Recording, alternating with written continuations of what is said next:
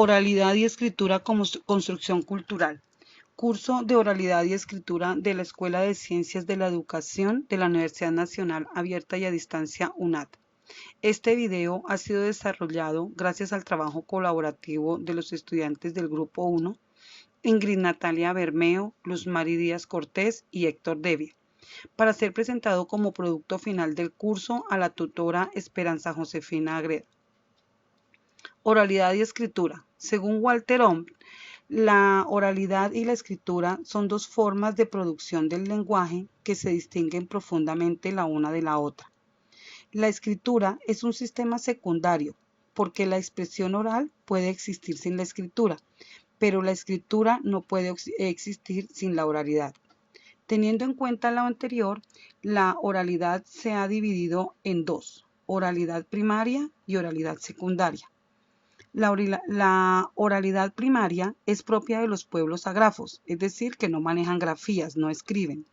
Las culturas de oralidad primaria aprenden mucho por medio del entrenamiento, escuchando, por medio de repetición de lo que oyen, por experimentación, por participación de la memoria colectiva y por medio de la memorización de cada uno de los individuos. Mientras que la oralidad secundaria es la que incorpora la escritura, maneja símbolos, letras, signos de puntuación. Las culturas de oralidad secundaria aprenden por medio de la formación académica, donde la lectoescritura es la base en la que se sustenta la mayor parte del aprendizaje. La relación entre oralidad y escritura ha sido abordada desde la antigüedad. Por ejemplo, tenemos a Platón durante los siglos 427 al 347 a.C., en sus textos Fedro y Carta 7, él consideraba que la escritura era una manera inhumana y mecánica de procesar el conocimiento, insensible a las dudas y destructora de la memoria. Lo paradójico de este argumento de Platón es que este filósofo manifestaba por escrito sus reservas sobre la escritura. Aristóteles consideraba la escritura como un código de segundo orden, es decir, como una transposición gráfica del lenguaje oral. En la actualidad sabemos que una de las necesidades comunicativas, o mejor, que las necesidades comunicativas solo pueden ser satisfechas culturalmente por medio del discurso oral, y otras solo pueden serlo por medio del discurso escrito. Por lo tanto, la capacidad de comprender y producir discursos escritos es diferente y relativamente independiente de la capacidad de comprender y producir discursos orales. Asimismo, no es posible tratar de construir una lógica de la escritura sin haber investigado a fondo la oralidad de la cual surgió esta escritura. Tanto la oralidad como la escritura tienen sus propias características, tienen ventajas y desventajas para la práctica comunicativa. Algunas características de la oralidad son: es la primera manifestación del lenguaje verbal humano. La adquieren y la desarrollan todos los hablantes por el solo hecho de convivir en una determinada comunidad lingüística. Se manifiesta por medio de sonidos articulados producidos por el aparato fonador. El mensaje se codifica haciendo uso de las cualidades físicas del sonido, como son timbre, tono, intensidad y cantidad. La oralidad es de mayor uso, práctica y frecuencia que la lectura. Es fugaz y por consiguiente tiene poca duración en el tiempo. Tiene un número limitado de receptores. Permite una codificación inmediata del mensaje y está sujeta a interrupciones. Debido generalmente a la presencia del interlocutor, permite una interacción continua y un proceso permanente del retorno o realimentación de lo que se dice. Eh, Podemos utilizar gestos para que lo que estamos diciendo sea más entendible. El mensaje se refuerza con recursos adicionales como pausas, cambios de ritmo, entonación de tono. La información se complementa, como ya lo dije, con gestos, con ademanes, con movimientos, es decir, con códigos extralingüísticos. Con frecuencia, su planeación y organización son simultáneas con la producción en el momento. No demanda una esmerada organización gramatical. Es menos refinada, eh, muy espontánea y más descuidada que la escritura. Esto conlleva a que los errores cometidos durante su emisión sean poco censurables durante o ante la sociedad, son casi que imperceptibles. Siempre tienen lugar en un contexto situacional y en un contexto físico. Es decir, está enmarcada por un conjunto de circunstancias de carácter social, discursivo, psicológico, cultural, espacial y temporal. En muchas ocasiones, cuando hablamos, no necesitamos ser demasiado explícitos, ya que parte de la significación de lo que decimos está en el contexto donde estamos. La oralidad nos permite desarrollar destrezas comunicativas y cognitivas vinculadas a situaciones de intercambio oral. Es decir, que la comunicación se asocia con el contexto, es espaciotemporal y discursivo concreto, a un interlocutor presente y con mucha frecuencia con una actividad cotidiana. La oralidad es dinámica e innovadora debido a que facilita el uso de palabras nuevas y de expresiones coloquiales, a diferencia de la escritura. Ahora vamos a hablar sobre las características de la escritura.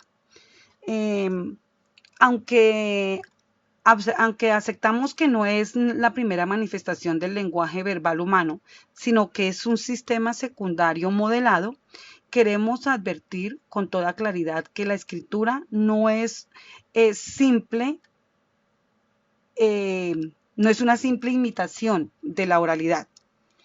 La escritura se adquiere a partir de una instrucción especial. Para aprender a escribir es necesario someterse a un largo proceso de formación, de entrenamiento y de práctica. Se manifiesta por medio de signos gráficos, grafemas y signos de puntuación. Normalmente utilizamos papel como canal o medio.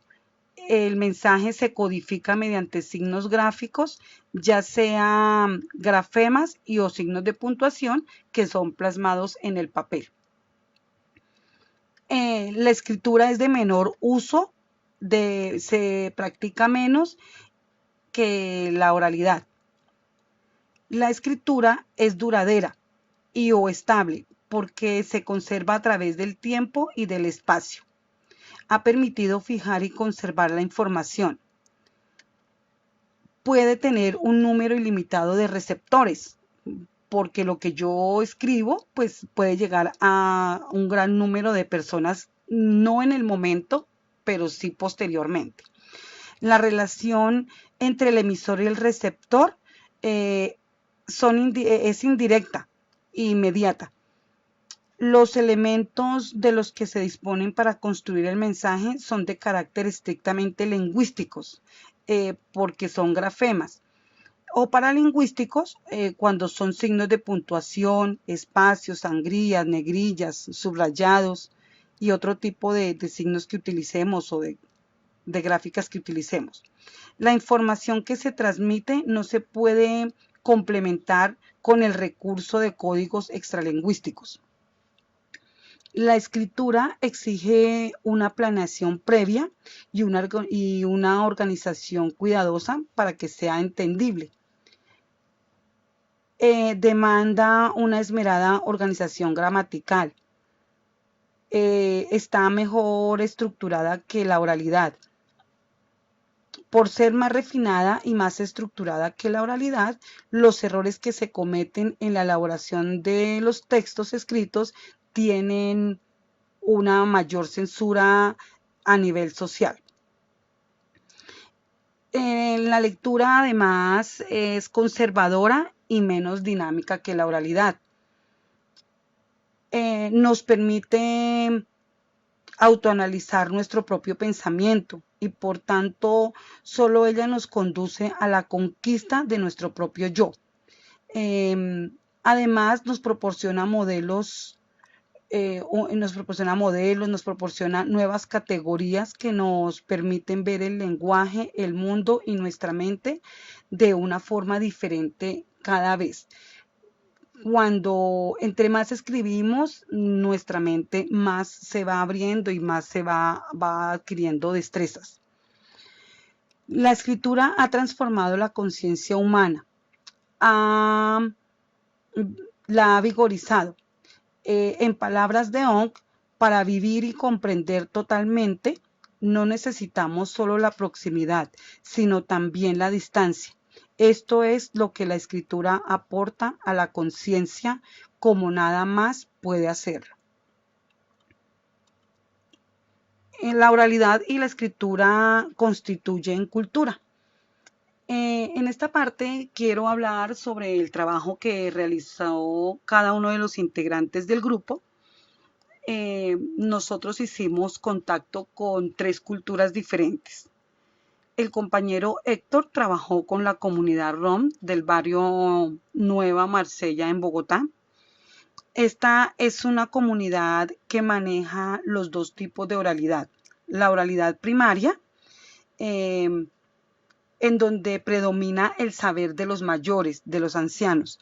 Son ellos quienes transmiten su conocimiento, pero lo hacen de una forma oral.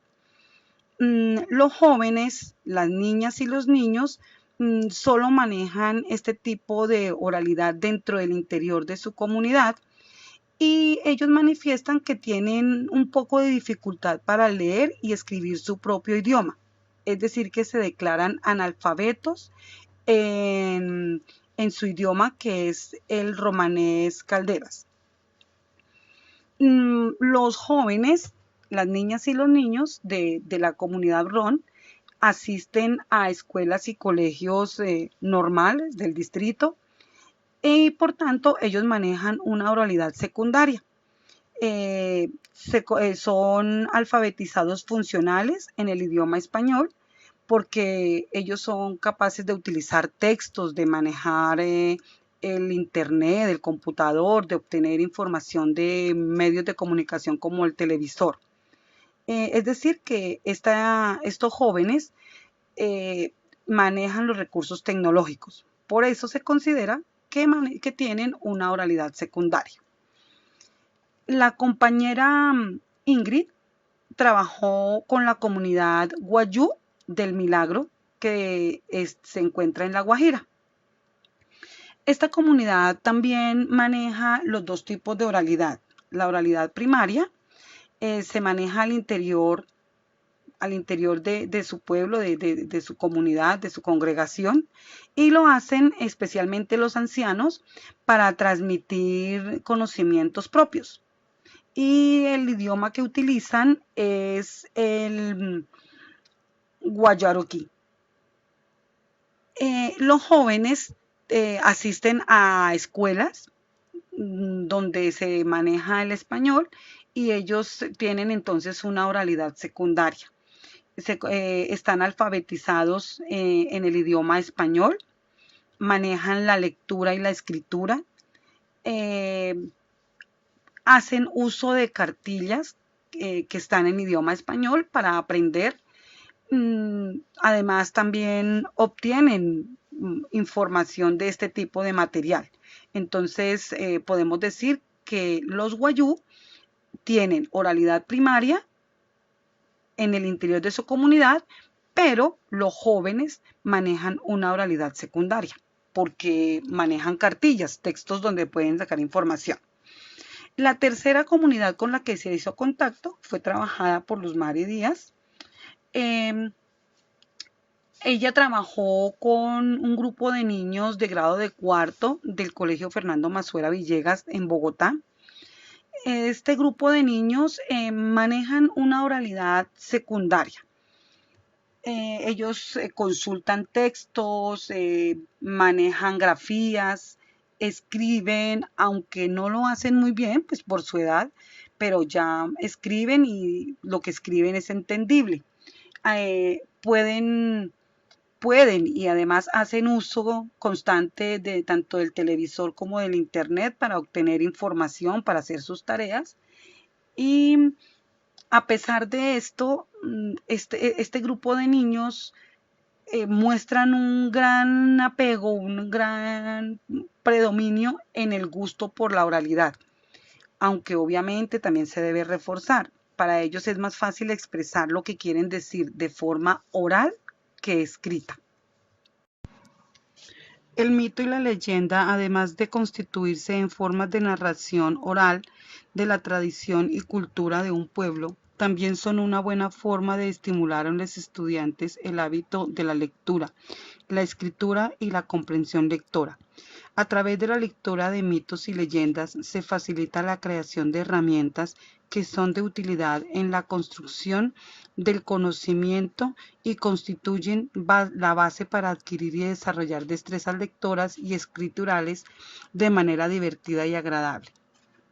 Las narraciones o textos orales son ricos en el sentido que permiten identificar y analizar imaginarios y cosmogonías, pero también permiten la pervivencia y transmisión de saberes y conocimientos, ya sea al interior de la cultura o hacia otras culturas y sociedades. Proceso necesario para que los saberes no desaparezcan y se revaloren en diferentes ámbitos. Estas narraciones le permiten a los estudiantes divertirse, desarrollar su imaginación, conocer y aprender sobre diversos temas que van a contribuir a su desarrollo cognitivo, al manejo más adecuado de la lectoescritura, a enriquecer su vocabulario, a analizar y reflexionar sobre lo que pueden ser y sobre lo que puede ser real y sobre lo que es imaginario. Tanto el mito como la leyenda nos permiten fomentar en las personas tanto la oralidad como la escritura. Si bien es cierto que la oralidad se aprende de manera natural, existe la necesidad de perfeccionarla. Y esto se puede lograr mediante la lectura en voz alta, a través de narraciones, opiniones y aportes que los estudiantes dan sobre los mitos y las leyendas. La escritura, a diferencia de la oralidad, no se aprende naturalmente. La escritura es una tecnología y es de manera más específica una tecnología de la mente. Por ello requiere un aprendizaje lento, progresivo, diferencial, requiere el conocimiento y desarrollo de habilidades y competencias. La escritura afecta nuestra cognición. Al trabajar de manera dinámica y contextualizada la leyenda y los mitos, se pueden leer, hacer resúmenes y producir textos propios. Aunque sean cortos, van a permitir desarrollar habilidades escriturales mediante la continua y permanente interacción y retroalimentación que van a posibilitar que los estudiantes avancen de manera satisfactoria en el proceso tanto oral como escrito. Como podemos observar, los mitos y las leyendas pueden ser utilizados para llevar a los seres humanos a la reflexión sobre hechos de la vida cotidiana, a dar sus puntos de vista sobre las realidades del contexto donde viven o a relacionar las narraciones con las situaciones actuales del país. A través de un mito o una leyenda se puede incentivar para desarrollar la creatividad y la imaginación, para escribir o para contar nuestras propias historias. También podemos inventar o imaginar. Lo importante es escribir, contar con nuestras propias palabras lo que se quiere decir. Las situaciones nos permiten reflejar el conocimiento sobre un determinado tema según, según la preferencia, pero teniendo en cuenta que si se escribe un mito, este es totalmente imaginario y fantástico, mientras que si lo que se escribe es una leyenda, esta debe dar cuenta de algún evento circunstancial o real. Es importante destacar que tanto el mito como la leyenda forman parte de la tradición oral y escrita de las diferentes culturas, pero que ambos, tanto el mito como la leyenda, tienen su origen en la oralidad.